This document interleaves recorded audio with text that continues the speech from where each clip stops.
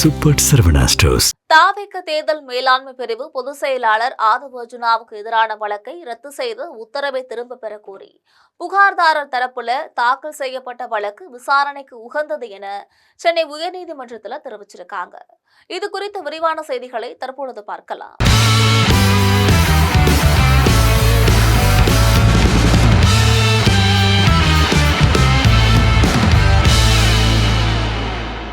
நடிகர் ரஜினிகாந்த் குறித்து ஆதவ் அர்ஜுனா பேசியது சர்ச்சைக்கு உள்ளாகி அதற்கு அவரு மன்னிப்பு கேட்ட நிலையில அடுத்த நெருக்கடியாக பழைய வழக்கை விசாரிக்க உயர்நீதிமன்றம் அனுமதி வழங்கியிருக்கு.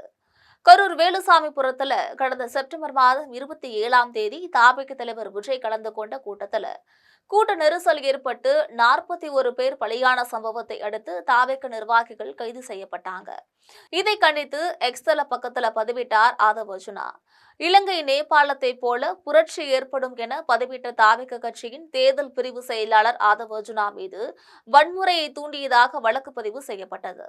இந்த வழக்கை ரத்து செய்ய கோரி ஆதவ் அர்ஜுனா தாக்கல் செய்த மனுவை விசாரித்து சென்னை உயர்நீதிமன்றம் அரசு மீதான அதிருப்தியை வெளிப்படுத்தும் வகையிலும் இளைஞர்கள் போராட்டங்களில் இறங்கக்கூடும் என எச்சரிக்கும் வகையிலும் மட்டுமே இந்த கருத்து அமைந்துள்ளதாகவும் வன்முறையையோ வெறுப்பையோ தூண்டும் வகையில் இல்லை என கூறி கடந்த ஆண்டு நவம்பர்ல வழக்கை ரத்து செய்து உத்தரவிட்டிருந்தது.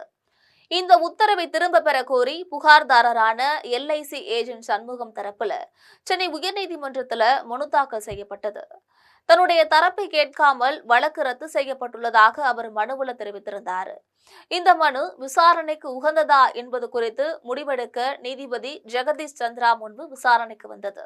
மனுவை விசாரித்த நீதிபதி மனு விசாரணைக்கு உகந்ததுதான் என கூறி மனுவை எண்ணிட்டு பட்டியலிட பதிவுத்துறைக்கு உத்தரவிட்டிருந்தாங்க. அதன்படி இந்த வழக்கு அடுத்த வாரம் விசாரணைக்கு வரும் என எதிர்பார்க்கப்படுகிறது. சட்டசபை தேர்தல் நெருங்கி வரக்கூடிய சூழல்ல சமீபத்துல நடிகர் ரஜினிகாந்த் குறித்து சர்ச்சைக்குரிய வகையில பேசியிருந்தாரு ஆதவ் அர்ஜுனா. அதற்கு பல்வேறு தரப்புகள்ல இருந்தும் கடும் கண்டனமும் எழுந்துச்சு. ரஜினி ரசிகர்கள், திமுக, அதிமுக, பாஜக தலைவர்கள் என பலரும் ஆதவ் அர்ஜுனா பேச்சை கண்டித்திருந்தாங்க.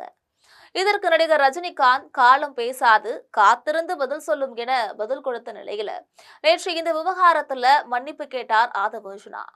இந்த நிலையில ஆதவ் அர்ஜுனாவுக்கு எதிரான வழக்கை மீண்டும் உயர்நீதிமன்றம் விசாரணைக்கு எடுத்திருப்பது அவரை அதிர்ச்சியில ஆழ்த்தியிருக்கு.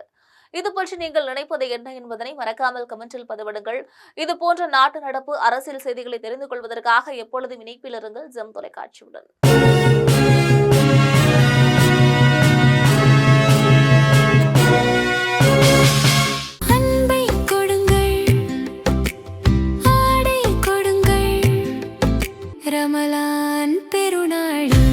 Super Saravana stores.